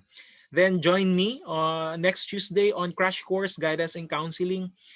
Please invite your students, especially for our educators here, for our public school teachers in DepEd. Please invite your YUMs, especially your YUM students, because they will taking the DIAS, Discipline in Applied Social Sciences. It might be helpful for them, also for our other members, the general public. I will discuss to you what is guidance in counseling and how to become a guidance counselor. So that would be on Tuesday. Then on June 18, we have Father Ted, mental health lesson from the masters. I've seen a question there, or I mean a suggestion from one of our participants that about mental health. So ito na po, June 18, Thursday with Father Ted. Then join me again on the 23rd in discussing relevant issues, challenges of guidance counselors. You might also invite yung ating or give a beep to our legislative officers of our legislators para makita nila firsthand ano po yung nangyayari sa ating mga guidance counselors at bakit kaunti yung ating mga guidance counselors. Then on 25, we have our president, Dr. Adelaida Hines, Best Fit Therapeutic Practices during the COVID-19 contagion. And on June 26, we have Dr. Maria Lourdes C. Medina, Quality of Life in Times of Crisis. So those are this is our schedule for the whole month of June po. Okay, so please don't forget to follow us and subscribe to our Facebook page, PGCA Official. Then also you can find us on Twitter. You can, please include us in your tweets if you're for your thanks or for your suggestions or for your other comments. Don't forget PGCA Official on Twitter, and of course like and subscribe our YouTube channel at PGCA Philippine Counselor. So to our dear participants, thank you very much for your time. But before we end, Father, do you have last messages to our participants? Keep safe. Keep safe, everybody. Okay, thank you for that, Father RC. So, dear participants, please go to our Facebook page, PGCA Official. You can find there our linked for the post evaluation, and you are given only 45 minutes to answer on that. So with that, thank you very much for your participation. We hope to see you tomorrow, 1:30 p.m. So with that, thank you and good morning. God bless us all.